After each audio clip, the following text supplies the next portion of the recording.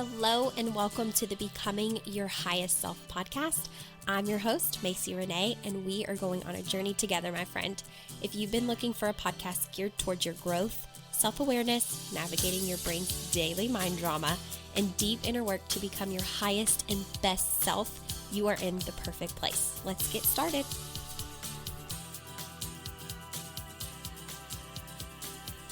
Good morning. Welcome back to another episode of Becoming Your Highest Self podcast. I'm Macy and I'm so excited to have you here with me today. If it's a little bit echoey, I do apologize. We did move into a new place. I've forgotten to update about that on the podcast in case anybody was wondering if I was still in that apartment. We moved into a rental home about 4 weeks ago. And then I went on vacation literally like the week after and was gone for 2 weeks. And now that I've been back, like it's taken me a while to get everything unpacked and settled and all of the things. So I'm in my office right now, and I thought that by adding a carpet and some more furniture, it wouldn't be so echoey, but listening to myself talk, it's still an issue. So I'm going to have to figure that whole thing out. Anyways, I'm excited to talk to you guys today. We're going to cover the topic of deciding to get what you came for. This was a concept that I learned in coaching several years ago. Actually, it's probably one of the very first things I ever learned whenever I started getting coached myself. And it's really, really important. It actually is a decision that can change everything in your life, no matter what it is that you're doing or what you're engaging in within your life, who you're engaging with, whatever it is. So what deciding to get what you came for means, and I'll explain it in the context of like what my coach was teaching years ago. So 6 years ago when I hired my coach, it was really about showing up. Like truly showing up to every opportunity and getting something out of it. Like never feeling like something was just a waste of your time or energy or you didn't learn something. Like truly finding why you benefited from being there, why it was so important that you engaged and why you showed up the way that you did. Okay, so it means that in any situation, you're deciding that there's something to learn. You're deciding to be open. You're deciding to find the lesson, whether that's in therapy sessions or coaching sessions, programs that you attend, CEU trainings, right? If you have to keep up with licensure, if you're in relationship marketing, if you go back to college, trade school, anything that you're doing, you decide that you're going to find the lesson. You decide to get everything you came for. And you decide that nothing that you did was a waste. Because here's the thing. A lot of times, if we have an expectation of what we thought something was going to be like, and then it doesn't look like that at all, our brain tells us that it was a waste, or that we didn't learn anything, or we wasted money, or, it just gives us a lot of false narratives that we basically did something wrong with our time, with our resources. And I want to offer that this is not a powerful way to think about the experiences that you're having in your life. It's not as powerful as deciding that you got everything that you came for. And it's a twofold kind of thing when you decide to get what you came for. The first thing is anytime you're going into a situation, you make a conscious decision that you're going to show up for yourself. You're going to ask the questions. You're going to get the clarity that you need. You're going to show up as your highest self. You're going to get everything possible that you came for. And then the second part is when you leave, if there were expectations that, weren't met, or things happened differently than you thought that they would, it's still trying to find the reason why it was beneficial to you, how it helped you grow, how it helped serve you. Even if it taught you something you don't want, even if it was hanging out with a person that you decided maybe you're not very fond of, like when you decide to get everything that you came for, it's like, okay, maybe I didn't enjoy this the way that I had hoped, but what did I get out of it? Because I'm going to decide to get all the things that I came for. And maybe if I came for, a business meeting someone that would be a potential partner in business, but then it didn't feel good and it didn't work out, I still got what I came for because I learned exactly what I don't want in a business partner. Or, I learned exactly what I can't work with in, someone's personality. And it's not that you can't work with that thing. It's that maybe you decide you just don't mesh and it's not going to be good, and it would be maybe more unproductive than productive, right? Anything that we put our mind to, we can do. It's really important that I point that out. But sometimes things just don't feel good, and it doesn't mean that the meeting was a waste or that your experience was a waste, as long as you don't decide that. So deciding is a very powerful thing. One of the ways that this showed up for me years ago, whenever I hired my coach, shortly after hiring her, she offered she hosted a retreat. And I could barely afford to go on the retreat. If you've listened to the podcast a while, you know this. I had convinced one of my best friends to go with me because I was terrified and scared to kind of go by myself because I didn't know the other women at the time. And, I had just never drove and stayed in a cabin with random quote unquote strangers for this life coaching thing.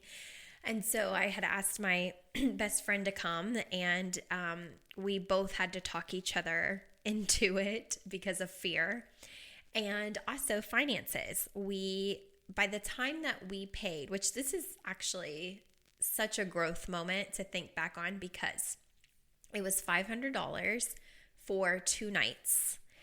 And it was back in 2016. And in 2016, I had only been out of college for about a year. And it had taken me a while to build up my occupational therapy caseload. So when you graduate and you go into early intervention, they don't just hand you, 30 clients and say, okay, here you go. You have to work up to that. You have to build relationships with the service coordinators. You have to kind of prove yourself with the families and get good feedback. So that way the service coordinators will continue to give you kids because you're getting good feedback. So all of that to say that it took a while to really start even making money whenever I started my career as an OT. And so, and it was the first time also that I had really been out on my own, where I wasn't under my grandparents' roof with them helping pay things, right? Like all of a sudden, I'm living with my boyfriend, who is now my husband, because we've been together since high school. But we're living together and we're both trying to figure life out and learn what it's like to pay a lot of bills. He had known what that was like years before I did, because like I said, I lived under my grandparents' roof while I went to college. And so all of that to say, money was tight. I was barely making anything.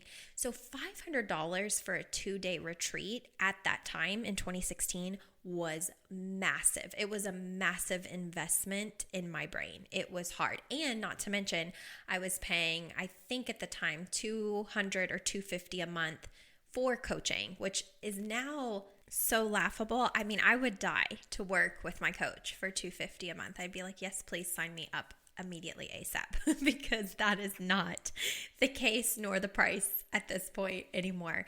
So, but back then it was just such a scary thing. So all of that to say, we both ended up going on this retreat, and I remember I had $80 literally in my bank account, like across bank accounts. I had $80 left after paying for this retreat, and my best friend at the time had $15, and it was such a profound moment because I remember us leaving the retreat and she was like, can you buy me, I hate to ask this, but can you buy me breakfast at Starbucks? Because we went to Starbucks to before we hit the road to go from Tennessee back to Kentucky.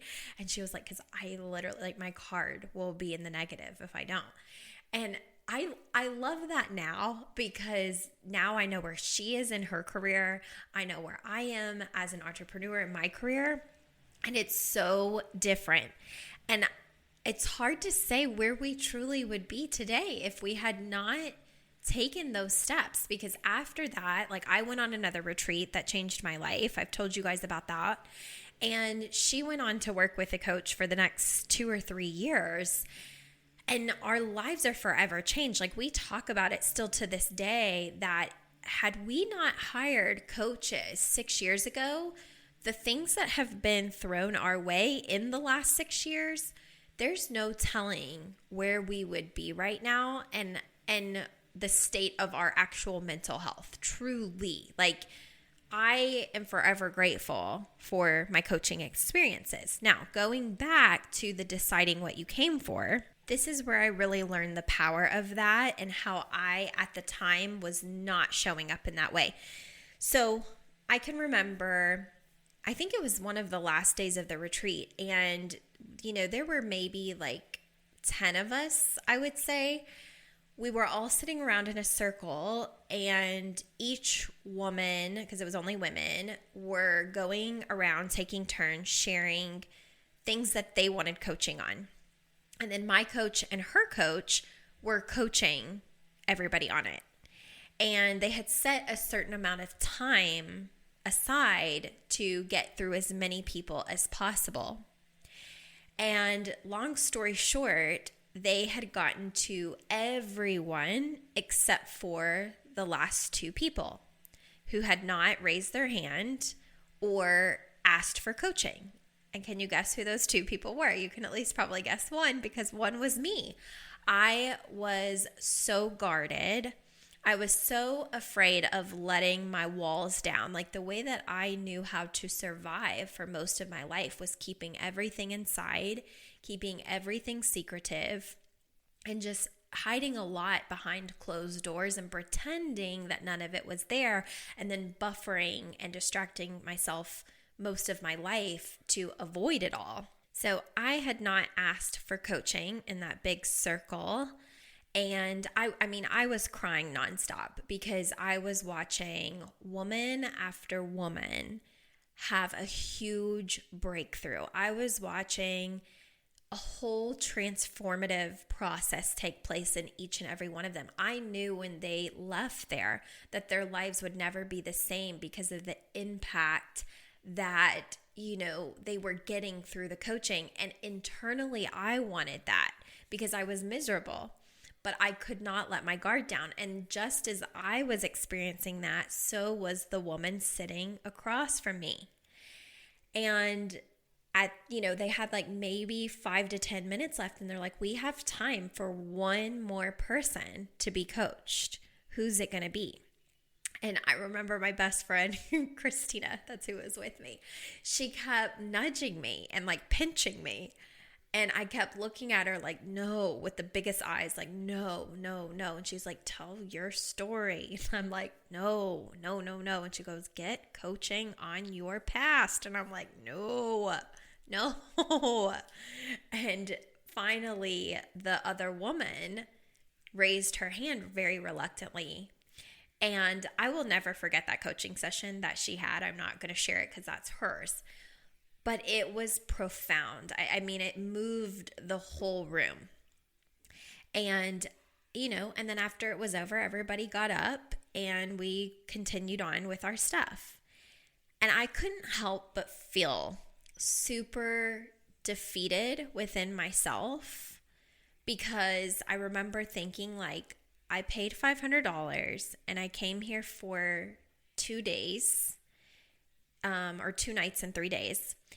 And I didn't show up for myself. I didn't even ask for coaching on the very things that I hired my coach for. I did not show up. the way that I had hoped. And everybody was leaving with this huge transformation. And, on the 4-hour drive, to get back home, my best friend and I were talking, and there were a lot of epiphanies that I had. But one of them was I didn't show up for myself. I didn't get what I came for. And like I said, that's twofold, right? On the one hand, I didn't get what I came for because I didn't go all in. I didn't allow myself to be fully vulnerable and to really step up and take everything that was available to me. There was so much more transformation available to me that I did not take because of my own thoughts, because of my own emotions that I wasn't wanting to feel and that I wasn't wanting other people to see me feel. Because I felt like if I share it, I'm going to lose all control and all of these people are going to judge me, even though internally, everybody there was on the same playing field. Everybody was raw. Everybody was vulnerable. Everybody was sharing things that were painful to them. And my coaches were doing an incredible job holding space for all of us and giving everybody transformation. But I hadn't decided before going that I was going to get every single thing I came for. And therefore I left feeling like I didn't get everything that I came for. But the twofold of that is that even though I didn't ask for the coaching on something that really could have changed my life at that time, what I did decide to do after learning this concept was deciding to reminisce on the things I did get by going. And I learned so much through the other women that were vulnerable enough to share. I, was able to reflect on so much as my coaches were coaching throughout those 3 days. So there was a lot that I did get. And it's important that you don't glaze over what your actual experience was and make sure that you see the things that you did get. But the step above that is deciding ahead of time that you're going to get everything that you came for whenever you decide to do something. So that's if you decide to enroll in college, decide ahead of time you're going to get every single thing that you came for. And what that might look like is raising your hand in class. Maybe you're someone that's shy. You don't want to ask questions in class. This was me in OT school. There were a lot of times I had questions and I seriously wouldn't raise my hand because I was afraid of people judging me or even my professor judging me for it being a stupid question or them being like, I've actually explained this 5 times. Miss Hale, that was my maiden name. And by the way, clearly you don't get it. I was just so in my head about so many things that I would sit in class and suffer and go home with frustration, not knowing how to do something like homework or study for a test because I wasn't willing to just decide ahead of time, I'm going to get everything I came for no matter what. And the reason people a lot of times don't do this is because of the emotions they're unwilling to feel. So had I decided ahead of time that I was going to get everything that I came for in my college experience, I would have probably spent more time with friends whenever they asked to hang out. I would have raised my hand in class. I would have, just done things differently. And it's the same for coaching. When I learned this concept in coaching, my coach would always say, decide ahead of time you're going to get everything that you came for. Meaning that if you pay the money to join a coaching program, if you pay the money to get one-on-one coaching, you need to decide you're going to show up as your highest and best self and get every single thing that you came for. So best believe that the next year, which wasn't even about 6 or 7 months later, was the June retreat in Michigan, where I wanted to go so bad. And at that point, it was no longer a $500 investment. It was a $3,000 investment. And I didn't have the money. And I've shared this story with you guys on the podcast, but long story short, I was able to go. I was able to make it happen. And before I even got to that retreat on my drive down to Michigan, I decided I was going to get everything I came for. meaning that I was going to get coached. If someone asked to coach me, I was going to do it. If a peer asked me questions, I was going to be honest. If there was an opportunity for me to grow, I was going to take it. I wasn't going to leave anything on the table. That's what it means to decide to get everything that you came for ahead of time. It means literally taking all that you can take from the experience. So for my clients, that would be whether they're working with me one-on-one or they're working with me in the Equip Society, my group program. It means that they're showing up for themselves, that they're proud of the way that they're showing up, that they're deciding they're going to get everything that they came for. So that might be like in the Equip Society, you can get coaching. And a lot of times, because my program is still really small, you can show up and get coaching one-on-one. Not everybody gets on there, right? So deciding to get what you came for is like, I'm going to treat this as if I paid the one-on-one prices, even though I didn't, and decide that I'm going to treat this as a one-on-one session. Now, maybe they get on and it's just me and them, or maybe they get on and it's a group. And here's the thing. If they had the expectation that they were going to log on and it was maybe going to be just me and them, and then they realized 3 or 4 other people are going to get on, deciding to get what you came for would mean that instead of sitting back and allowing everybody else to get coached, that if they had the intention beforehand to get coached when they thought it was only going to be me and them, that deciding what to get what they came for would be raising their hand and saying, I want coaching. Even though I thought maybe it might just be you and I, and there's 3 or 4 other people on the call, I'm going to get everything I came for, and I'm going to get the same coaching right now that I was going to get before I knew who was going to be on. So that's kind of what it means to decide ahead of time. You're taking the entire experience in. Another way that this showed up is I remember going to different events, and a lot of times whenever you go to events and there's someone that you're learning a lot from, you might have a desire to be very close to their energy or be in their energy. And the way that my personality was years ago was like, if I admired someone and I wanted to learn from them, I had this desire to like sit really close to them. Like, let's say we all go to a dinner and there's a table of like 12 seats. And my natural reaction would be to sit far away because I didn't want to take up space. I didn't want to take anybody else's seat that might want to sit next to that person. And so it's like internally, I wanted to hear what they were saying because they were successful and inspirational, and I wanted to be a part of the conversation.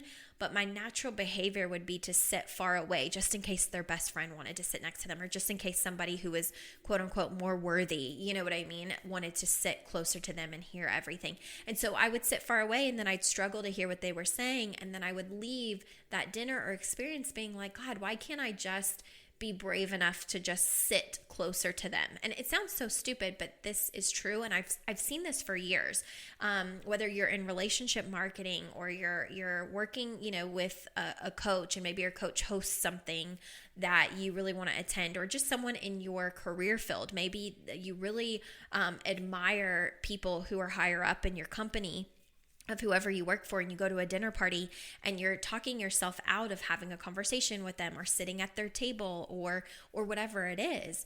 And I would encourage you in listening to this specific episode that you can decide ahead of time you're going to get everything that you came for. And so if you have questions for them, or you're wanting to be in their energy, or you're wanting to learn from them, you have to decide that way before you go, and then you need to show up as that person. So accessing your highest self is going to be a great way to do that. But for me, whenever I learned this concept, something that shifted, and I think my coach even talked about it. She's like, if you want to sit next to the person at the table that inspires you the most, grab that seat. Go be the in charge energy. It doesn't mean it's a rude energy, but like when everybody is figuring out where they want to be seated, go sit at the center of the table. Like, don't be afraid to take up space and sit at the center of the table, where you're going to be able to hear everybody's conversations. You know what I mean? If it's a big rectangular table, it's okay to sit like right in the center so that you surround yourself by hearing as many conversations as possible, right? If it's not like a round table where it's all inclusive. If you want to sit next to the person that inspires you, go grab that chair. And for the first time, I was like, oh yeah, I can just go do that. Like, it sounded so silly, but it's like, oh yeah, I could just decide ahead of time. Like, I want to be in their energy. I want to hear what they're saying at dinner. And I'm not going to take the very last chair and be timid and, pull myself out of the experience. I'm going to decide ahead of time. I'm going to get everything that I came for. And if that means listening to the things that they're saying at the table, I'm going to grab the seat exactly where I want to grab it, because I am choosing to leave here getting everything that I wanted. I'm not going to leave anything on the table. Okay, so I think I've beat this like a dead horse quite a bit, but hopefully this episode allows you to see in your life maybe where you're not showing up fully, where you're not deciding ahead of time to get every single thing you came for. Take everything that you can. And no matter what your experience has been, based on what you've invested your time or your money into, really get clear if it was different than what you expected, that you got something from the experience. You learned something. Nothing that you've done in your life has been a waste. Don't let your brain tell you that anything that you've done is a waste, even if it's different than maybe what your expectations were. What did you take away? What did you learn? What were you open to? What lessons came about from going through that experience, meeting with that person, taking that job, attending that school, buying that program, investing in yourself? Like, what things did you take away from it? That's a decision. That's a decision-making process that you make. So before you enter into something that you're going to do, no matter what it is, you can decide ahead of time to get everything that you came for.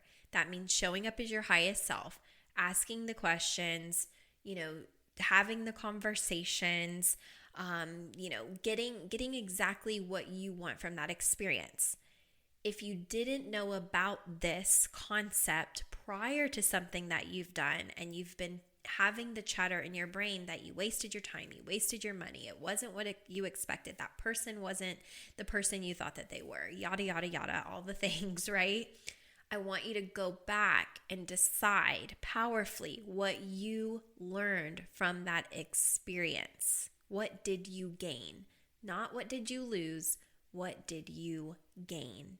It's such a mind shift that can help you stay out of a victim mentality where you really feel like life is happening to you, and instead life is always happening for you. And it also puts you in an empowered process that, you will never leave without getting everything that you wanted from an experience when you know this concept. So it's a powerful one, and it's one that I still use to this day. I choose ahead of time, no matter what it is, to get every single thing that I came for. And I show up as my highest self to as many situations as I'm consciously aware of to make sure that that is the case. And if I leave an experience where I'm kind of bummed because maybe it wasn't what I thought it was going to be, or it's harder than I thought it was going to be, or it's not quote unquote as great as I thought it was going to be, instead of wallowing in that, I really decide what did I get from this experience? Rather than let the experience totally walk all over me, I decide to take my power back and decide what I got from that experience. Okay? I love you guys. I will see you all next week. Bye.